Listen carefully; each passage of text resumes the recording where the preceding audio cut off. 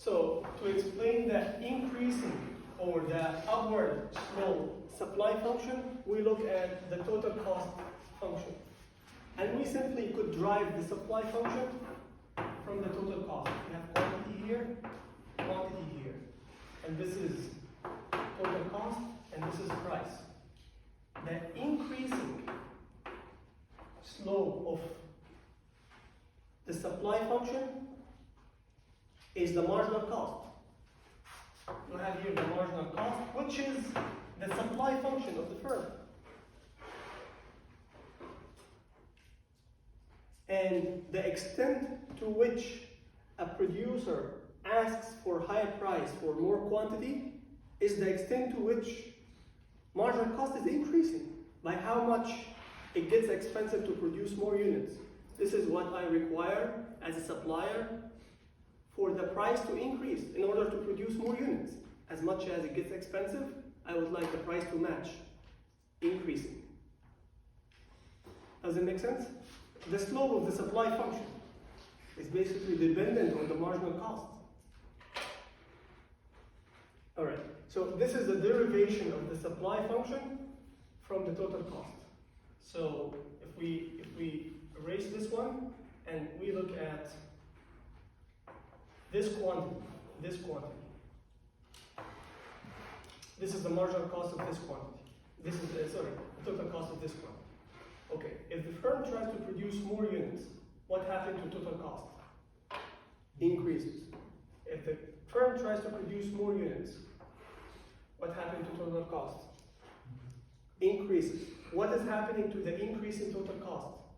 This is the initial increase, and this is the second increase. So every unit in here is more expensive than every unit in here.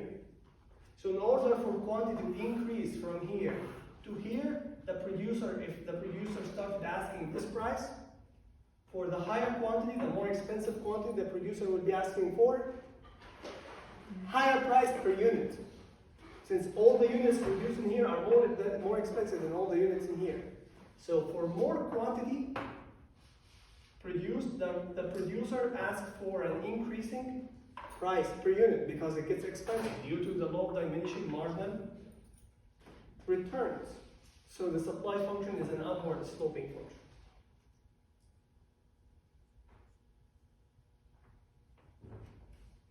Let's drive the demand function from the consumer theory.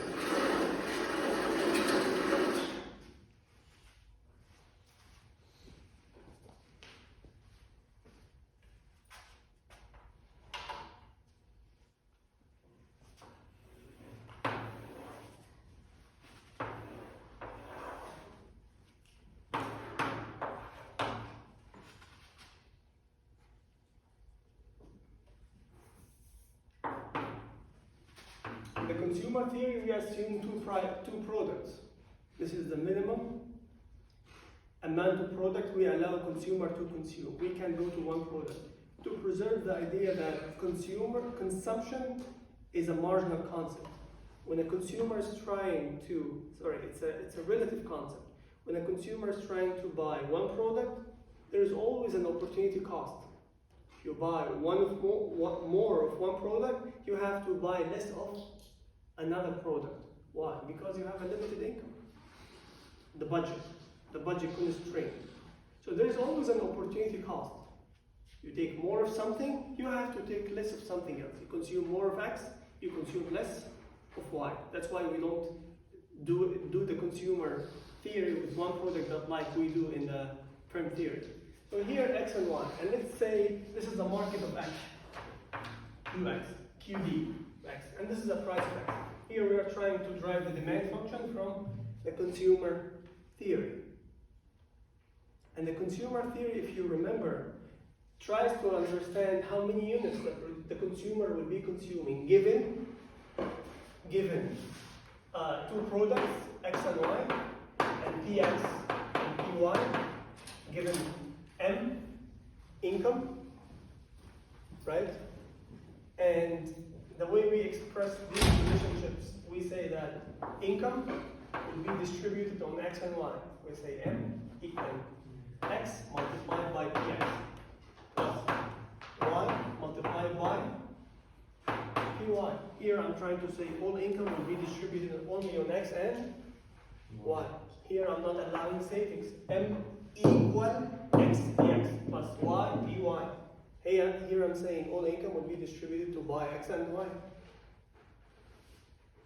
Okay, the theory tries to explain how many units of x and how many units of y.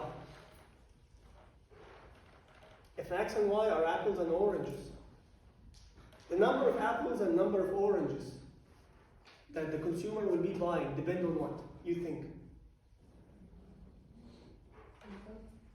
How much income does the consumer have? How much is the apple? How much is the oranges?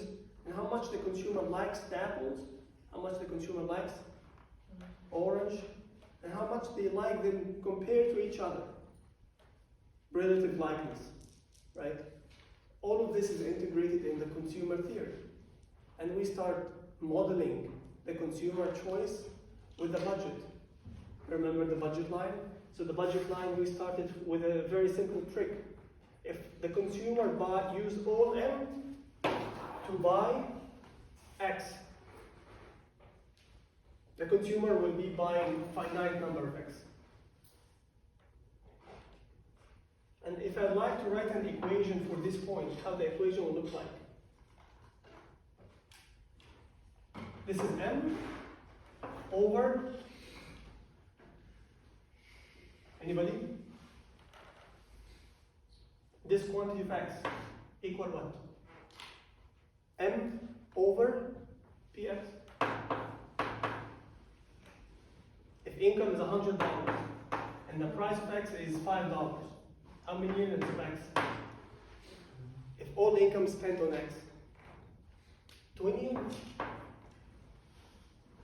Well, this is how we express points in economics. In geometry anyway, this is the equation of the point, M over Px. How about this point? If all income is spent on Y, this point would be M over Py. And if I connect the 2 points, I will have all the possible consumption bundles on which all income is spent. So either the consumer consumes this bundle or this bundle of X and Y, like this amount of Y, this amount of X, this amount of X, this amount of Y. The consumer will be spending all of the income anyway. And assuming that the consumer is a utility maximizer, we don't allow the consumer to save. All income will be spent. Later, we could relax this assumption to understand more within this choice. But we start from the simplest possible scenario. And here we have the consumer could buy this bundle, this bundle, this bundle, this bundle. Here we have, how many points do we have on this line? Infinite. Between every 2 points, there is a point. Between every 2 points, there is a point. How about this point? Between 2 points. Well, there's a point between it and the 2 other points. Between every 2 points, there is a point. This makes an infinite possibilities of consumption. It's a very sophisticated, complicated decision, and this is an oversimplification for what happens. So this is the budget constraint. Inside, the consumer could consume any amount. This is possible, but this means this is not utility maximizing since there's savings. So the consumer will be consuming somewhere on the budget line.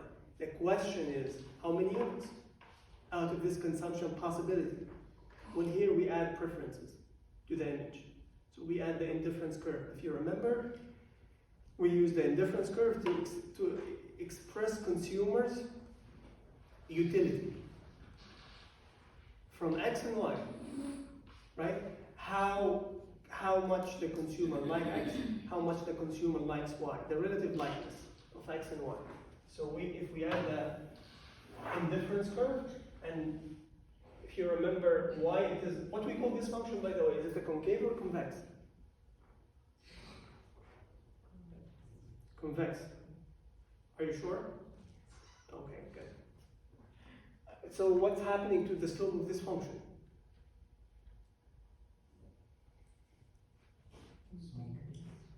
Is it getting smaller or bigger? It's decreasing. Where do we track the slope? From point A or point B? A or B? We're starting tracking the slope. A or B? B to A. Why? This is the point closer to the y-axis, closer to the intercept, the beginning of the function, where we have the minimum amount of x. When x changes, y is changing with it. So we track the slope this way. With this, we see a decreasing slope. How could we express this decreasing slope? What does it mean?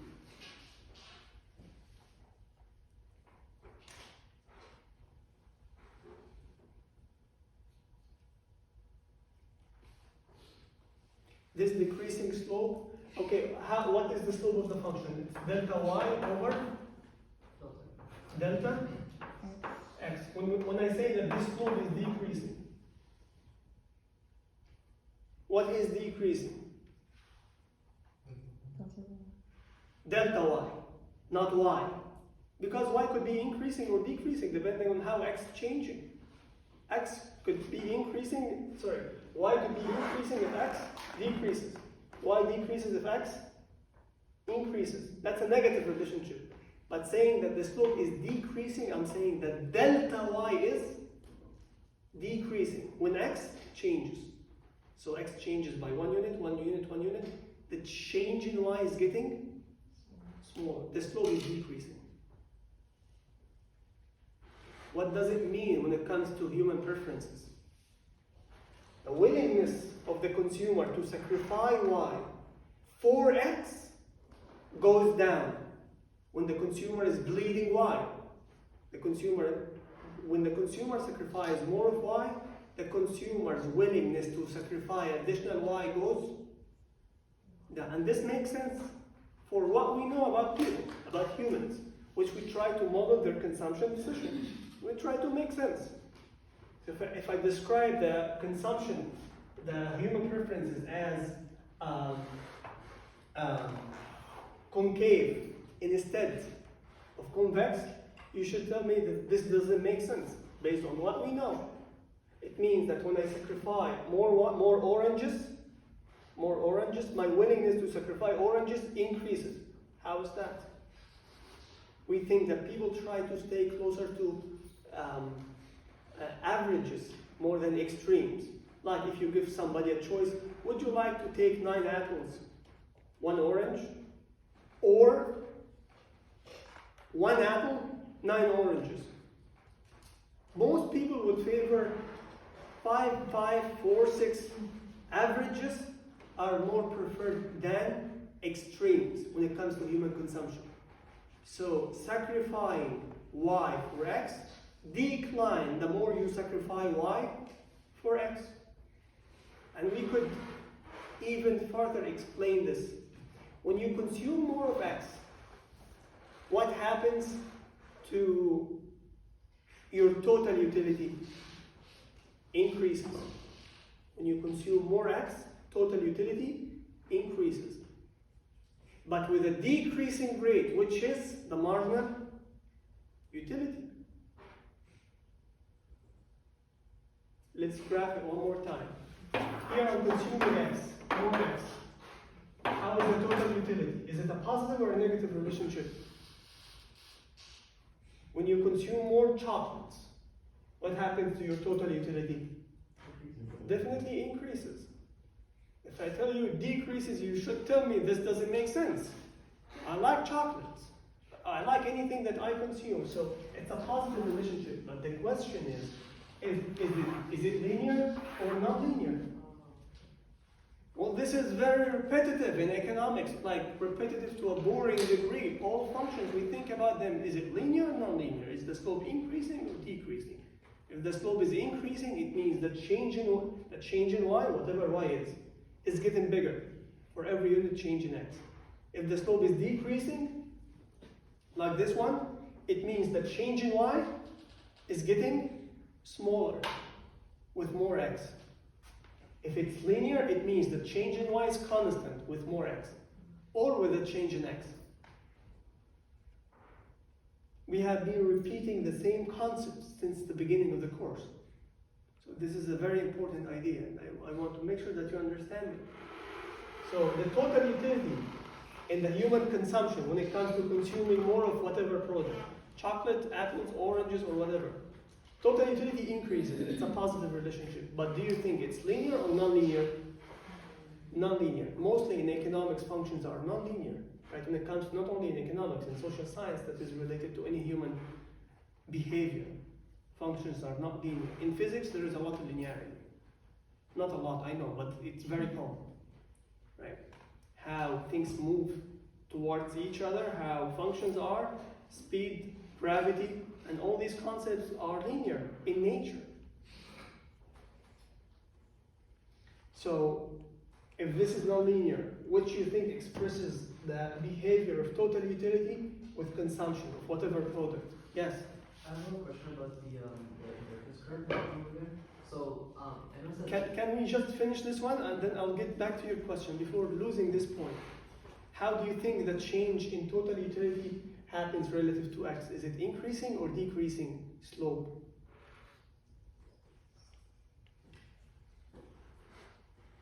When you consume more units, your total utility increases. Does it increase with increasing rate or decreasing rate? What do you think? Decreasing rate? Yes. Because the more of X you have, the less satisfaction is going to be. From each additional unit. So the total utility increases, but with a decreasing rate. So in economics, we use a fancy word like marginal utility is decreasing, while total utility is increasing. And these concepts are very important in this course, and this is the core idea in this course.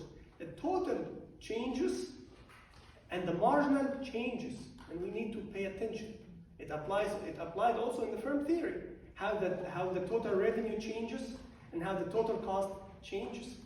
The total cost changes with increasing marginal cost, while total revenue changes with decreasing marginal revenue.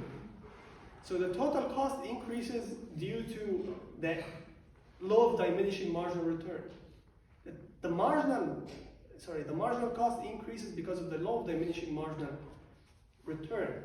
But why marginal revenue is decreasing? Because when you sell more, price has to go down. So total revenue increase with a decreasing rate. We talked about this here. We are just quickly recapping what we did before. Here, the total utility increases with a decreasing rate, of course. So here, I'm trying to say that the marginal utility, when it comes to the consumption of X, the marginal utility is decreasing. So if I graph the marginal utility with X, it has to be this way. And this is the slope of this.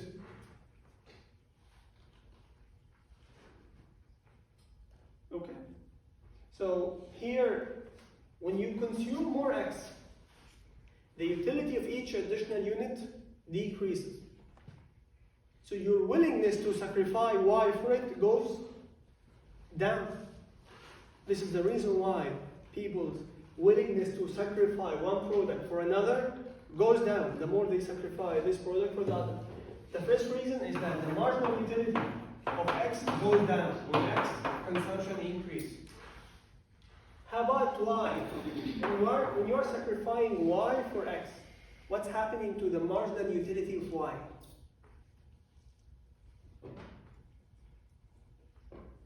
When you are consuming less Y for more X, like, yes, you're consuming more X, the marginal utility of X is going down when you consume more X. How about when you're consuming more X, you're consuming less Y? What's happening to the marginal utility of Y when you consume less Y? Like moving here, moving this way, consuming more X, less Y. Marginal utility of X is going down the more you consume X. What's happening to the marginal utility of Y the less you consume Y? It's going up. You're missing it. You're loving it more because you're lacking it. And this is a very natural human nature or tendency. So we capture it here. So we say that the human preferences are convex by nature. convex, it's a downward, and it has a diminishing slope. If you remember, we call this slope of the indifference curve marginal rate of substitution. And it's a very famous statement in economics that we say that the marginal rate of substitution is a decreasing function because of that. So if the marginal utility of y is increasing, your willingness to sacrifice y goes down. So your willingness, the slope decreases for two reasons. More x, the marginal utility of x is going down. More x, less y, the marginal utility of y is going up. So your willingness to sacrifice y for x decreases for two reasons. The increasing marginal utility of y that you are sacrificing, and the decreasing marginal utility of x that you are looking to get for the sacrifice, which forces the function to be convex, to decrease in slope. Okay, how does this drive the demand function?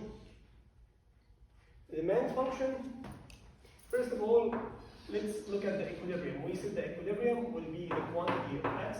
This is x star, and this is y star. And this is the answer of the model.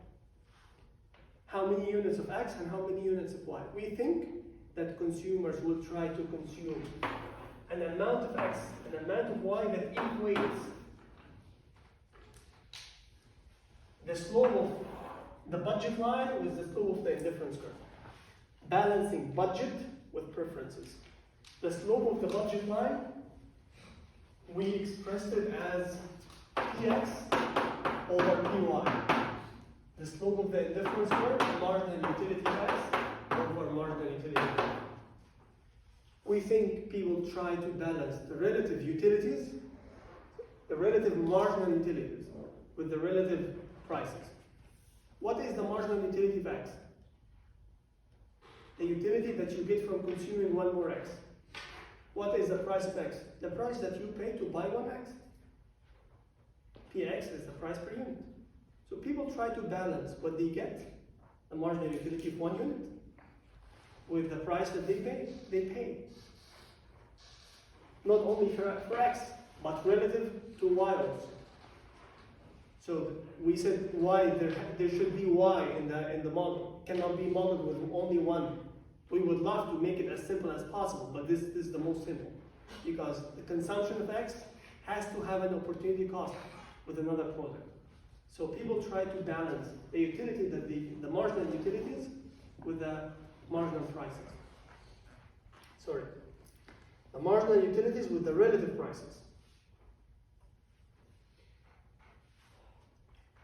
Now, if the price of x increases, how does this function change? Sorry, you have a question and you have a question. I'll take your question first, then you take your question. Yes?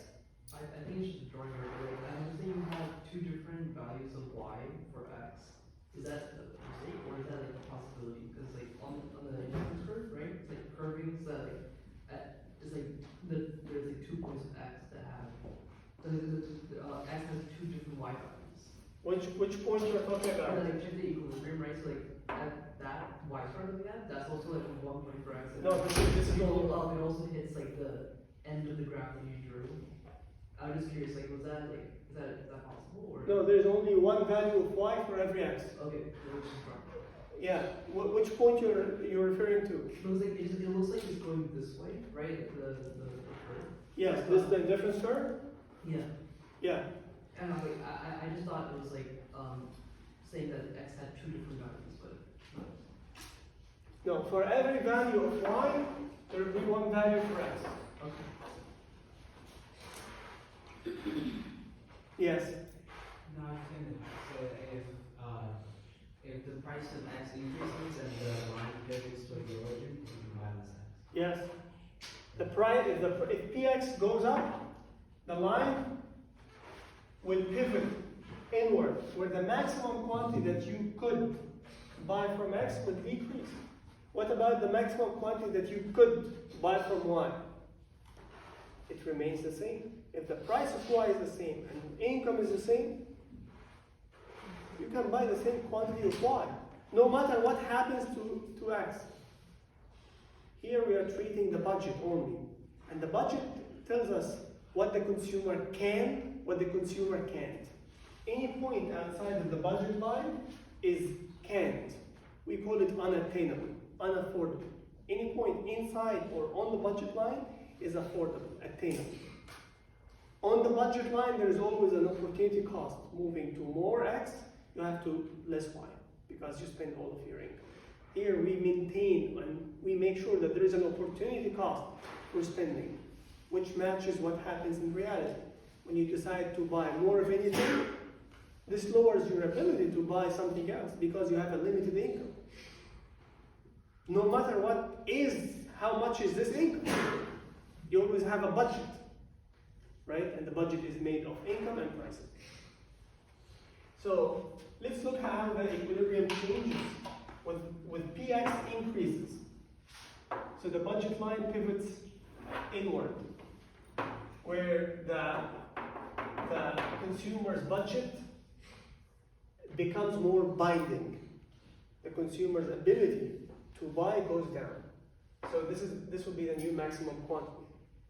And here we said for every consumer there is an infinite number of different curves that expresses their preferences, where more is better. Indifference curves to the right means more consumption of X and Y, which is better. But what determines which indifference curve the consumer will be on is the budget. Now do you see when the budget line pivots inward, the consumer has to move to a lower indifference curve? Cannot get the same indifference curve, right? So a parallel indifference curve shows that the equilibrium quantity decreases. So the consumer will be consuming less X. And let's look at this. This is the market of X. Let's leave Y now, and let's look at the demand function on X, on apples. Now, this is the original equilibrium. X star 1, and this is X star 2, and this is Y star 2, and this is Y star 1. Now, these two quantities, which one is associated with higher price?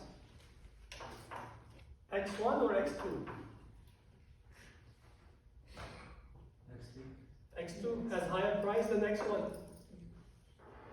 How high it is, it doesn't matter. But this has to be higher than this. What if the price go up one more time? I'll just repeat the same thing. Which one has higher price? X1 or X2 or X3? X3. This has to be higher price. How high? It doesn't matter, but this has to be higher. If I connect the points, I have a nice demand function. The demand function shows a negative relationship between price and quantity. When Px go up, quantity demanded from X goes down. Oh, this is the secret behind a negative demand function. Why the demand function is negatively sloped. When Px go up, the quantity demanded from X goes down. Now let's understand why the demand function is negatively sloped from the consumer theory. What is the reason that made the consumer buy less X when Px go up? Why? First, the budget is more limited. Px increases, a consumer becomes poorer, period. Prices go up, income is the same. The purchasing power goes down, so you lose some of your budget. You lose some of your ability to consume. So this is a reason why the quantity demanded from X will go down. There is another reason,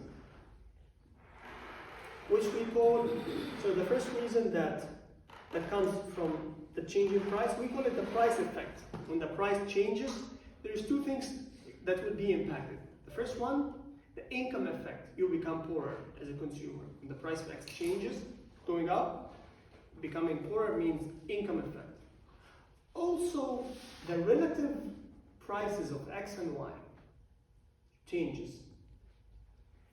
X become more expensive relative to Y before the change. Not necessarily X became more expensive than Y. Not necessarily. I don't care about the price of X, I don't care about the price of Y. X became more expensive relative to Y. And this point is important in economics, saying X is becoming more expensive relative to Y. This doesn't mean that X became more expensive than Y. I don't know the price of Y, I don't know the price of X, and I don't care. It doesn't matter. But X became more relatively expensive than before. So consumers tend to substitute the expensive product with the less expensive. So they sacrifice the expensive and take more of the less expensive. Consumers substitute and move toward cheaper options when price changes. So the quantity consumed from X will go down due to a substitution effect also. So there's an income effect and substitution effect under the price effect. In economics, we say when the price of something changes, there is an income effect and substitution effect. The income effect, and both of them changes the quantity demanded from the product, but for two reasons. The first reason, the budget changes, right? The income effect. Second, the substitution effect, the consumer trade. The more expensive for the less expensive. So they give the more expensive, they buy less from it, and buy a little more from the less expensive.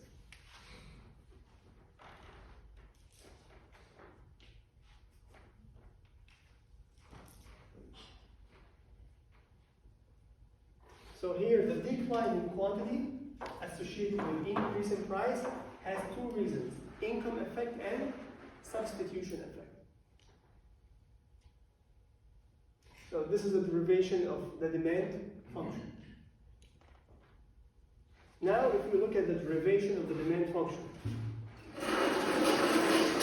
and the derivation of the supply function, we understand how the market works now.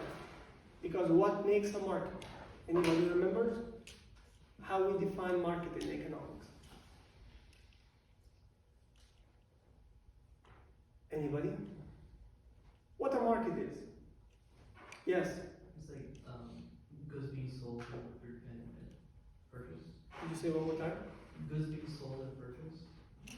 It doesn't have to be goods, it could be service. It's like product. Yes, product or service. And we could define it in more abstract way. A market is an interaction between buyers and sellers that sets price and quantity. That's a basic possible definition. There's so many possible definitions for what a market is, but starting from the simplest possible definition. And by the way, a market doesn't have to be placed. It could be a virtual, online, you don't have to go anywhere. It could be a product or a service. A market is buyer, seller, price, and quantity. Buyers means demand. And this is how it works. Seller means supply, and this is how it works. We combine both, considering what goes into the mind of the seller. This is what goes into the mind of a seller. Which seller? Any seller. It doesn't make a difference if it's a Starbucks or Facebook. You either produce a product or a service. This is how firms think when it comes to supplying. And this is how consumers think when it comes to buying or demanding. If we combine both supply and demand in one graph, we end up with a market. And let's get back to this.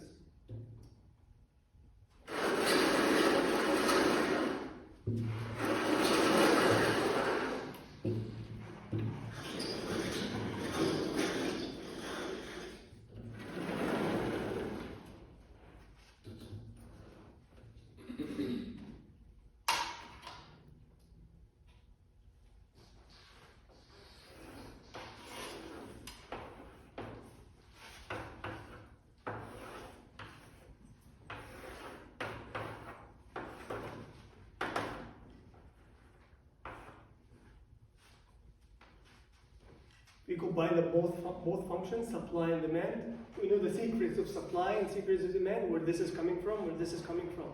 Their interaction together brings in P star and Q star.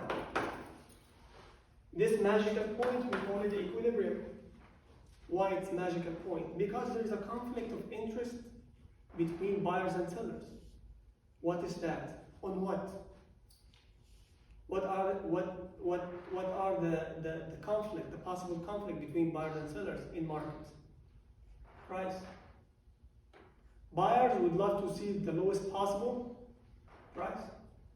Buyers would love to pay less, while sellers would love to receive more. Well, this way, how could we find an agreement? How could we reach an agreement? By the way, why consumers like to pay more, pay less? Yes. Doesn't it maximize utility? Yes, it's an effort to maximize utility, but how paying less, like lower price, maximize utility? How? Yes. Because it allows you to buy more. You could buy more, and more is better. Price goes down, you could buy more. Why? Your budget becomes less limiting. If the price goes down, the budget line pivots outward. You can buy more. And in economics, it is assumed when it comes to consumption, more is better. And it's important to say that when it comes to consumption, more is better. Not when it comes to paying, more is better. When it comes to consumption, more is better. It increases utility. If you remember the total utility function, the total utility increases with more consumption. Yes, it increases with decreasing rate and everything, but total utility increases anyway with consumption. So lower price for a consumer means more utility. You could consume more. How about for producer? Producers would love to see prices going up. Why is that?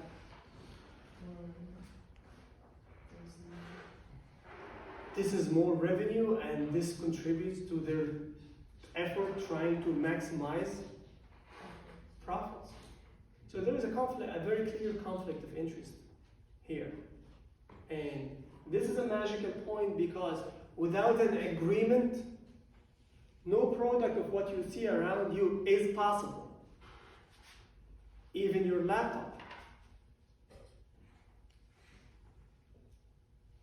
Even everything. The price system is a recent invention in the human culture.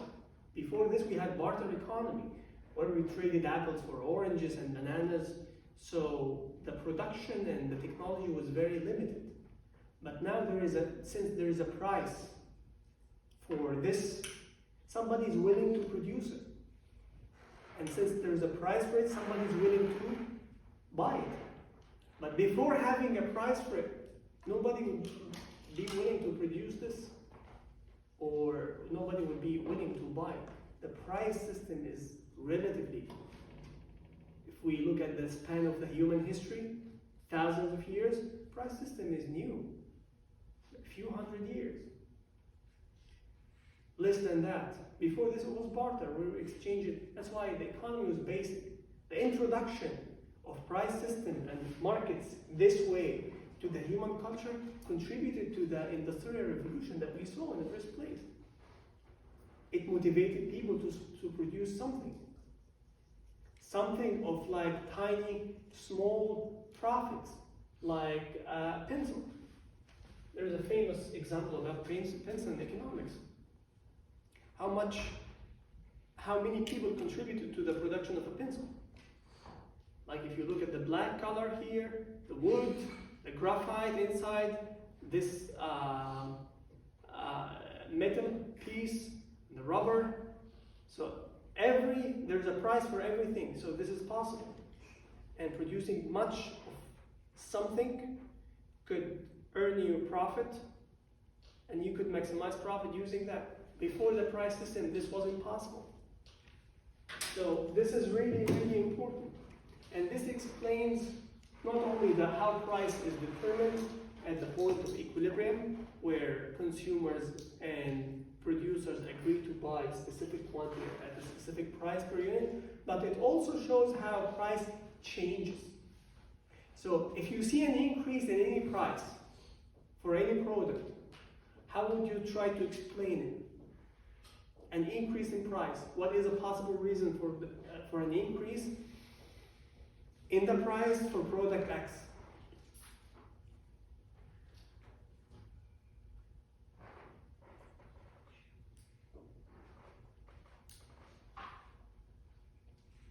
Yes? A decrease in the quantity available.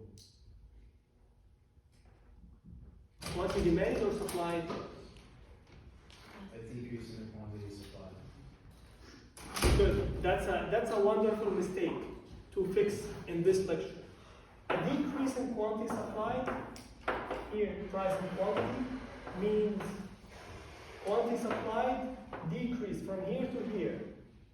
And a reason why quantity supplied decreases is price decrease.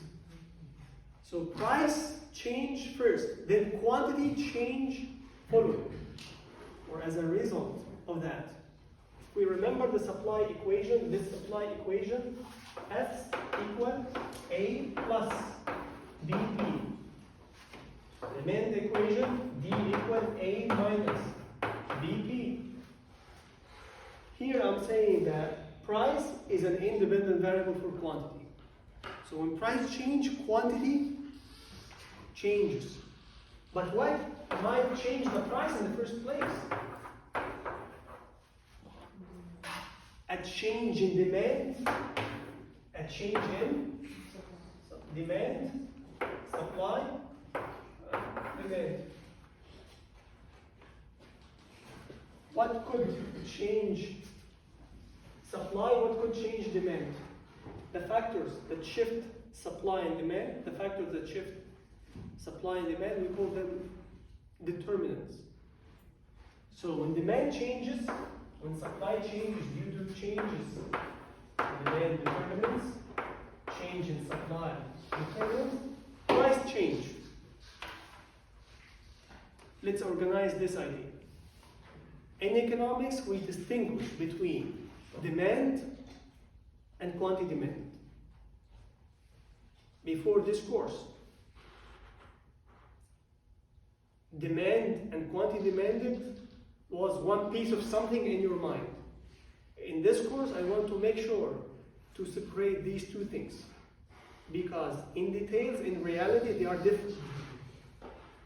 The demand is how price is related to quantity, how quantity behaves based on the behavior of price. This is what is demand. It's the story that tells me how quantity changes based on the changes in price. This is what we call demand, how Q is related to P. What we call supply is the story that tells me how QS changes relative to the change in price. So this entire thing is called, I made a mistake here. This is QS, not supply. QS, and here this is QD. This entire thing is called supply. And this entire thing is called demand. So demand is an equation that describes how the dependent behaves relative to the independent. The dependent is QD, independent is P. Supply is an equation that describes how QS changes based on the changes in P. So what about the change in quantity? A change in quantity happens when price changes. Price change, quantity changes, according to the equation. If the slope here is 2, it means what?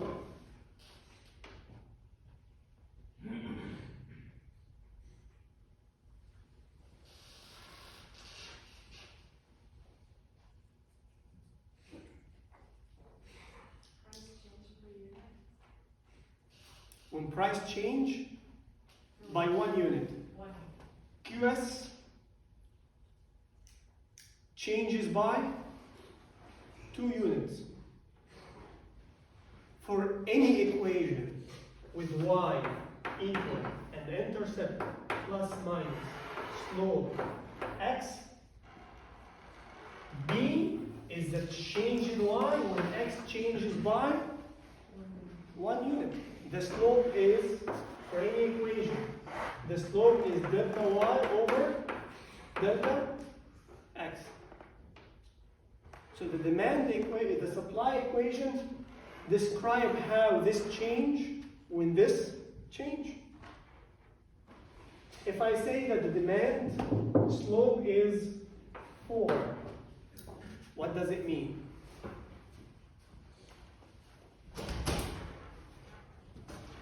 Yes? Maybe demand will change by 4 units for 1 P. $1 change in P. It's a change.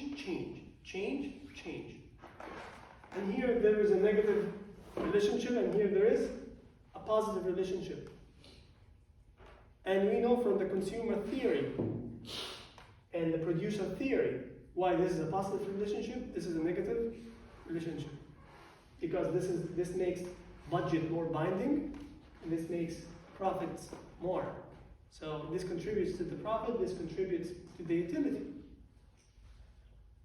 But very important to also to remember what the slope and the intercept means in any equation.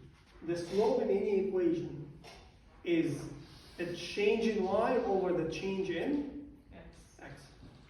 And here we have 2 lines, so I'm assuming the slope is constant. I have a line here. The slope I'm assuming is not changing. In reality it changes. Right? There is no linear function. This is an oversimplification for how a market looks like. Right? So, the difference between quantity demanded and demand comes from that demand is an equation that links quantity demanded to price. So, we have the demand here, P and QT, demand equation. When price changes, quantity demanded changes, moving along the function.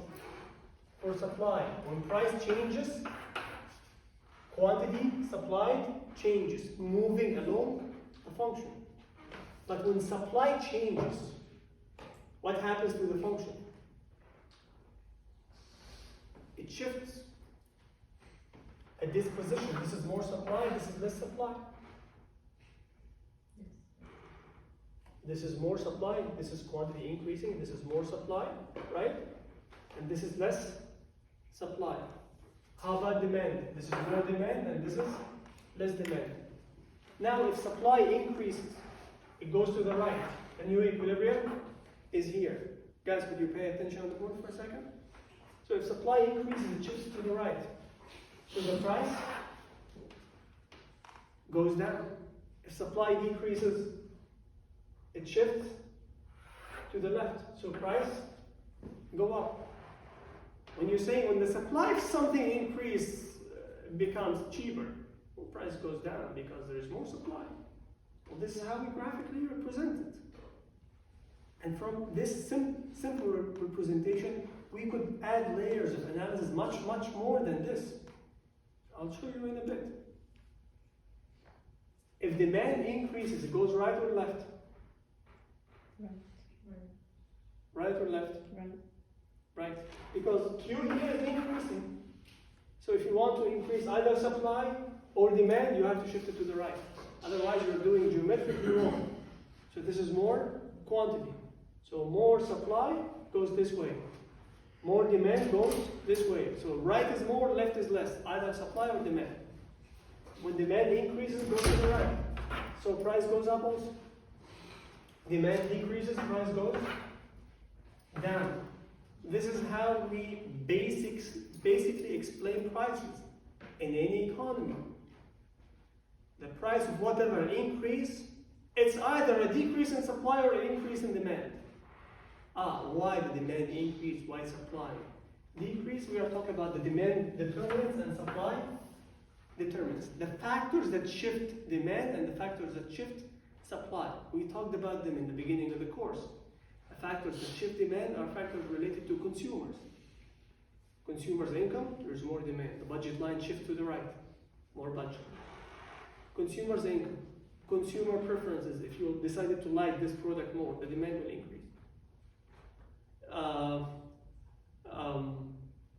Income, preferences, number of consumers. If there's more consumers, demand increase.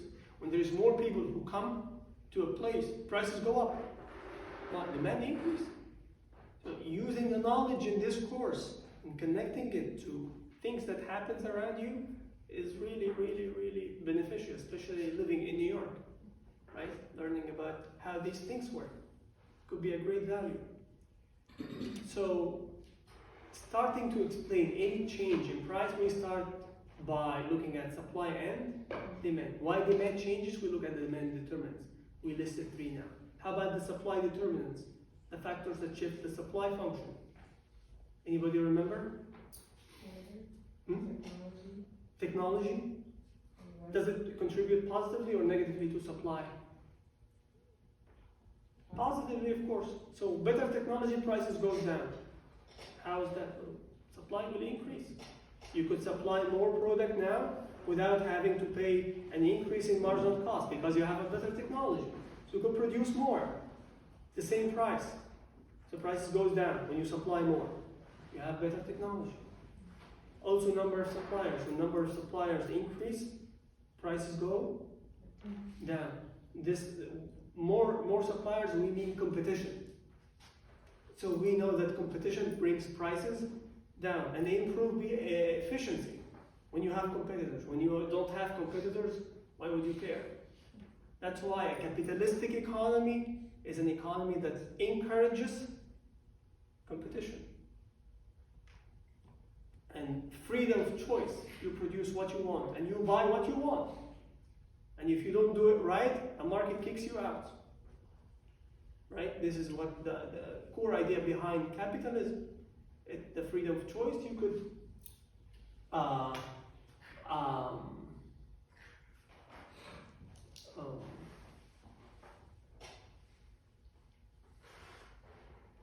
seek utility maximization, profit maximization, and behave as you wish in the economy. And the economy, the market, accommodates this.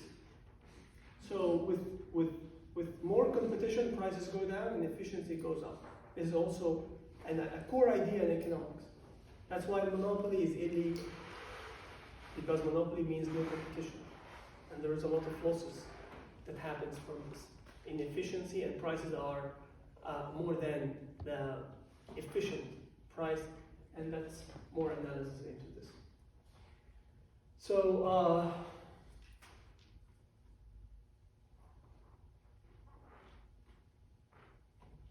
this concludes our course.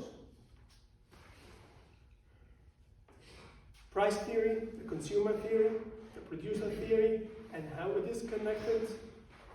This is everything I wanted to mention in this course. Any questions? This is everything required in the final project too, by the way. In the midterm project, I asked you to do analysis inside the market. Like a consumer surplus and producer surplus, if you remember, how good the market is for consumers and producers. This is, does anybody remember what we call this part? The area under the demand function and above the equilibrium price, what we call it? Consumer surplus. And this is the producer surplus. And this is the market surplus. Consumer surplus is that everybody pays this price, while there's consumers who are willing to pay more, right? When you go to buy the Kit Kat chocolate, you pay $2. For me, I would even pay $20. Well, I have a huge consumer surplus, right? So, but don't tell anybody about it. Well, this is how good the difference between the maximum price consumers are willing to pay and the actual price that everybody pays, which is the equilibrium, the price that everybody pays and everybody receives. The difference between the maximum price consumers are willing to pay and the actual price they pay for all consumers is called the consumer surplus. This is the welfare that the market produces for consumers. And this is the welfare the market produces for producers. This is the difference between the minimum price producers are willing to accept and the actual price that they sell for. They are willing to accept even this. Well, so for all the units they sell, they make this premium, which we call the producer's surplus. So this is how good the market is to producers, and this is how good the market is to consumers. We talked also about the elasticity of demand, how elastic the demand function makes a difference. So let's say a demand function is more inelastic. If you remember elasticity, the concept of elasticity is also important since we are recapping what we did. Elasticity means what? The price elasticity of demand that we talked about. How responsive QD to P. Well, how about the slope? Is it not enough to tell us how responsive QD to P? No, the slope tells me when the price changes by $1, quantity changes by 4 units according to this. Is 4 units change in the quantity is a big number or small number? No idea. You have to tell me what is the original quantity and I have to make this relative comparison. That's why we use elasticity. And we don't use elasticity only for demand, which we did in this course. But we could use it also the elasticity of supply, and we could use it with the elasticity of utility to quantity. Demand, quantity consumed. Like the elasticity that we did for the demand function was like this. The price elasticity of demand is the percentage change in QD over the percentage change in P. Right? We could use the elasticity to model the relationship or to look at the relationship between any y and x. Percentage change in y over the percentage change in x. And instead of looking only at the slope, b equals delta y over delta x. Because delta y doesn't tell you much. When y changes by 1,000 units, is this a big number or a small number? I have no idea.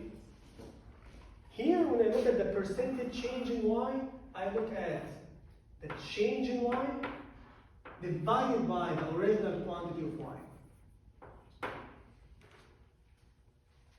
That's the percentage change in y. So if I tell you y changes by 1,000 units, I'm not telling much. But if I tell you the original quantity of y was 2,000 units, it means y changes by 50%. If I tell you the original quantity of y is 1,000,000 units, so 1,000 units change is not much, right? Goes to 1%, 0.1 actually, from 1,000,000, 1,000 from 1,000,000, right? 1,000,000 is 1,000,000, so that's 0.1. So here the elasticity looks at the responsiveness of the dependent variable to the independent variable.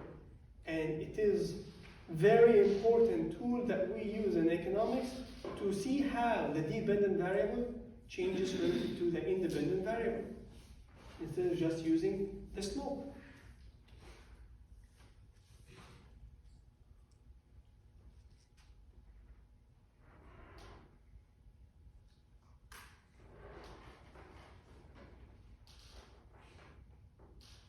Okay, if the demand function becomes less elastic, less responsive, the percentage change in QD is smaller than the percentage change in P, inelastic, right?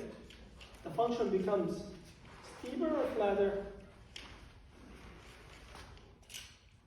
The function becomes inelastic, becomes steeper. Could you imagine this function becoming steeper? Okay? And now imagine supply decreases. Price will go up. Supply decreases, price goes up. The price will go up more, by more, if the demand was steeper or flatter? Steeper. When the demand becomes less elastic, the product becomes more important. There's no responsiveness to prices. People will buy it anyway.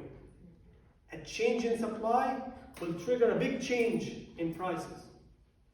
There is much more analysis that we could do from this simple framework. We didn't talk about this one. How the change in supply impact price at different types of elasticity. So this is elasticity 1, and this is elasticity 2. This is less elastic. Now if you shift supply here to the left, the change in price on this function is bigger than the change in price in this function. In both cases, the price will go up anyway.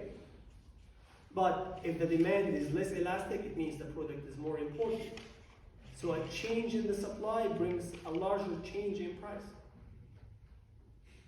We also know if you tax this product, producers respond negatively to taxes. When you tax producers, they supply less, price go up. Who will end up paying this increase in price? Producers or consumers? Those who have lower elasticity. Look at the elasticity of supply and elasticity of demand. We didn't talk about these topics, but since we are concluding, I'm giving you an idea how the extension of these topics look like. Right? From a very simple framework. We started supply, demand, linear, easy derivation from a consumer and producer theory. We also talked about the price floor and price ceiling, if you remember, right? You remember a price floor is it a minimum price or a maximum price? Price floor is a minimum price. Floor means the government is not allowing you to go below. So it's normally higher than the equilibrium because the government is trying to prevent prices from going to the normal natural equilibrium. So that's a price floor, that's a price ceiling. And the price floor creates, anybody remember? QS and QD, which is bigger? QS becomes bigger than QD. Why? Because the price is high. So producers are excited. This is the profit maximizing quantity for producers at this price level. This is the answer to the profit maximization problem with this price. So producers will produce this quantity. Why? Because this is the profit maximizing quantity at this price. How do I know? The supply function is describing this. The supply function is actually derived from the firm theory in the first place. Also, quantity demanded will be less than the equilibrium. Why? Because this price is higher than the equilibrium price. So less people will be buying. The quantity demanded will be less. So you end up with a surplus in the market. At the price floor, you end up with a shortage where you have, this is a supply function that this would be the QS and this would be the QD. QD becomes bigger than QS at the price ceiling, which is a small, lower price, a price that is lower than the equilibrium. The lower price, consumers become excited. They try to buy more. Buyers sell less. You end up with a shortage. We also talked about this. Any final questions? Any final questions? All right, I want to thank everybody. It was a lovely course. I really enjoyed, I learned, and I wish you all the best. Thank you so much, and I appreciate it.